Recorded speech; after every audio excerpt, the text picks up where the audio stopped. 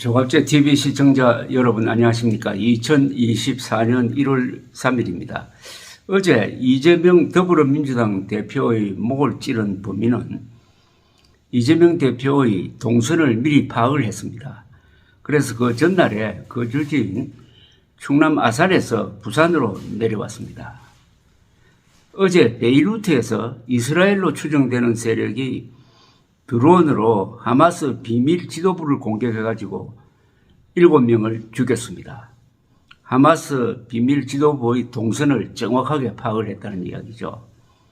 2022년 7월 8일 일본 나라시에서 참의원 선거 지원 유세를 하던 전 일본 총리 아베 신조는 그 일정을 파악하여 미리 와서 대기 중이던 범인 야마카미 데스야의 사제총 발사로 사망했습니다. 1963년 11월 리 하비 오스왈드는 미국 대통령 케네디가 텍사스 달라스를 방문해가지고 딜리 플라자 거리를 지나가게 될 것이라는 기사를 현지 신문에서 읽게 됩니다.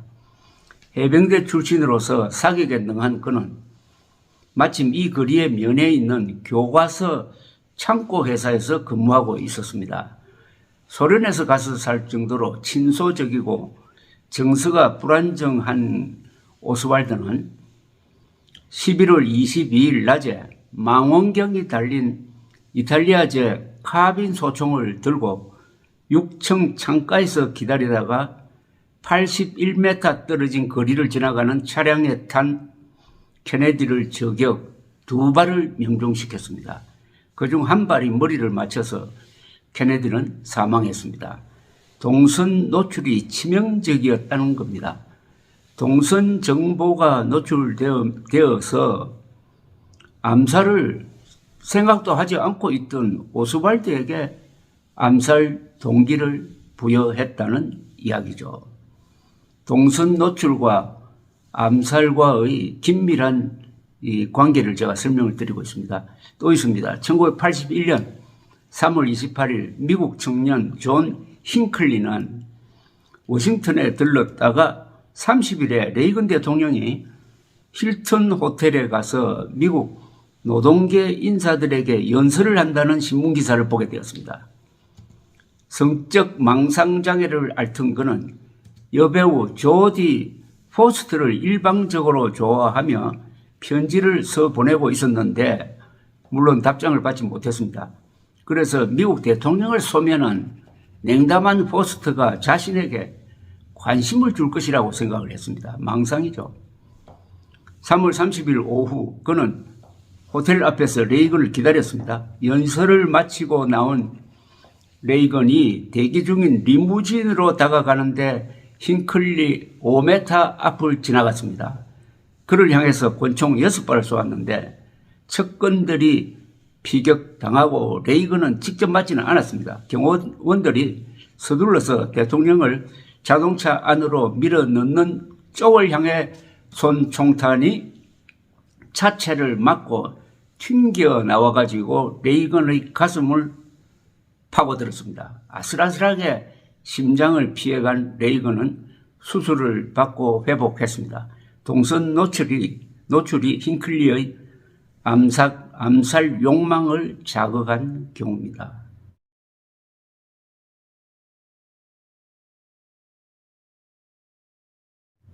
또 있습니다. 1962년 8월 22일 오후 파리에서 드골 대통령 부부가 탄 시트로엔 승용차가 암살단의 기관단총 집중사격을 받았습니다.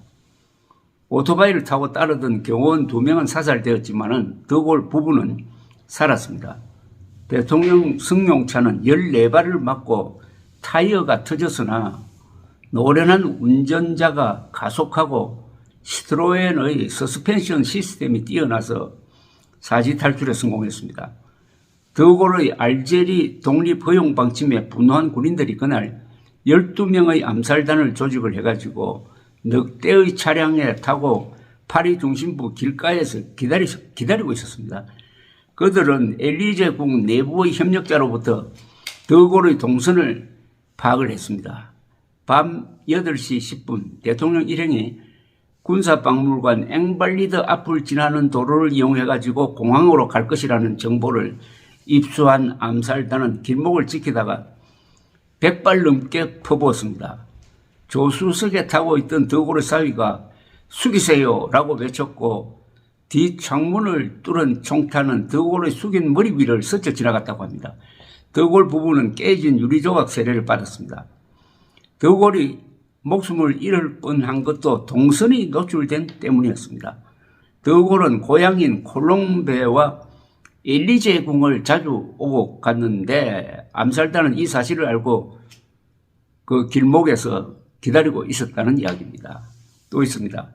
1992년 5월 23일 토요일이었습니다. 오후 이탈리아 시칠리아의 팔레르모 근교 고속도로에서 있었던 사건입니다. 마피아 수사 담당 지오바니 팔코네 판사 부부가 탄 차량과 경호차가 지나가고 있었습니다. 망을 보던 마피아 행동대원이 원격 조종 단추를 눌렀습니다. 도로 밑에 있는 수로 위에 묻어두었던 수백 킬로그램의 폭약이 터져서 그 위를 지나던 차량 2대가 날아갔습니다. 판사 부부와 경호 경찰관 3명, 즉 5명이 적사했습니다. 마피아 수뇌부는 팔코네 판사가 수백 명의 마피아 범죄자들을 잡아 가두는데 복수한 것입니다. 그들은 팔코네 판사가 주말에 집으로 갈 때 지나다니는 길을 알아두었으므로 치밀한 진행을 할 수 있었습니다. 동선이 고정되면은 암살을 면밀하게 준비할 수 있는 시간이 주어집니다. 그러니까 노출 시간이 길수록 연습 시간도 길어지고 성공 확률도 높아진다는 이야기죠. 북한 공작원 2명은 1970년 6월 22일 국립현충원의 현충문 지붕에 올라가서 폭탄을 설치하던 중에 터져가지고 실패하고 달아났다가 다 사살되었습니다. 6월 25일 남침 기념일에 참석하는 박정희 대통령을 노린 암살 기도였습니다. 1974년 8월 15일 문세광은 그날 조간신문에서 광복절 기념식이 장충동 국립극장에서 열린다는 사실을 알고 잠입해가지고 박정희 대신에 유경수 여사를 죽였습니다. 북한 공작원들은 1983년 10월 9일 미얀마를 방문한 전두환 대통령 일행이 아웅산 묘소에 참배한다는 사실을 미리 알고 묘소 지붕에 폭탄을 장치를 해가지고 당일 원격 조정으로 폭파시켜서 한국 방문단의 장차관급 17명이 죽었습니다. 전두환 대통령은 도착이 늦어서 살았습니다. 이처럼 동선의 상시적 노출은 매우 위험합니다. 잠재적 암살자들에게 암살 동기를 자극하거나 확산시킵니다.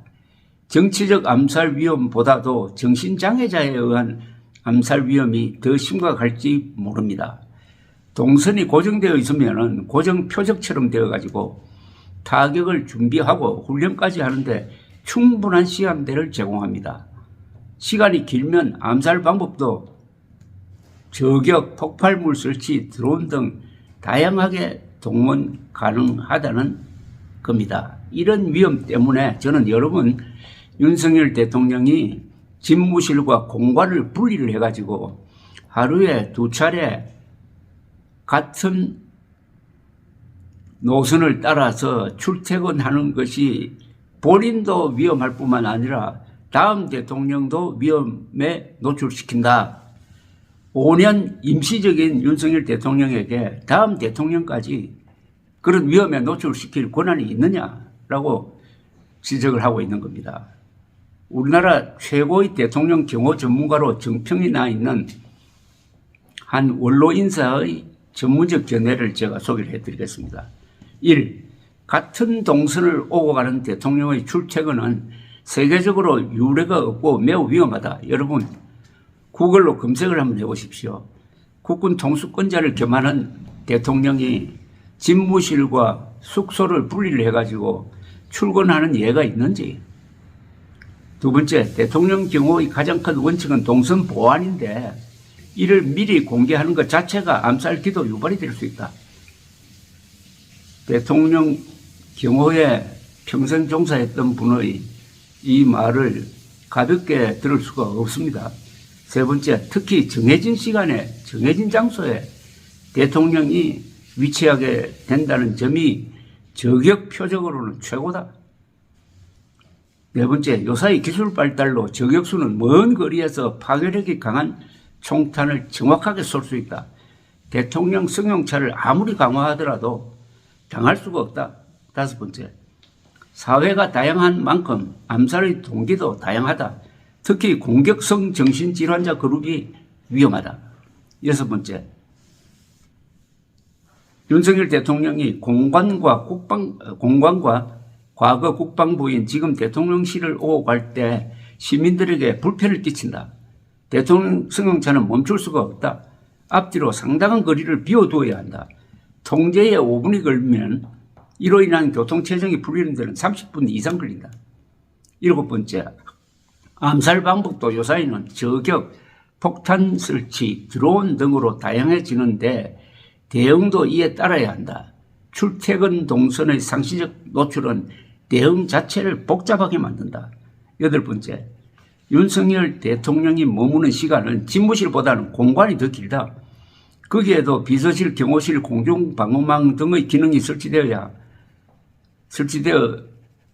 있을 것으로 보이는데, 그렇다면 이게 대통령실이 두 개가 되어가지고 경호에 어려움이 있다는 거죠. 아홉 번째, 항공 통제가 매우 중요한데 한국에서는 청와대는 등 뒤에 북한산이 있어 미사일이나 항공기 공격으로부터 안전하나 용산은 트여 있어 불리하다. 북한이 드론을 보내가지고 용산 상공을 지나면서 사진을 찍었다는 이야기도 있습니다. 따라서 집무실과 공간의 분리는 계속해서는 안 된다.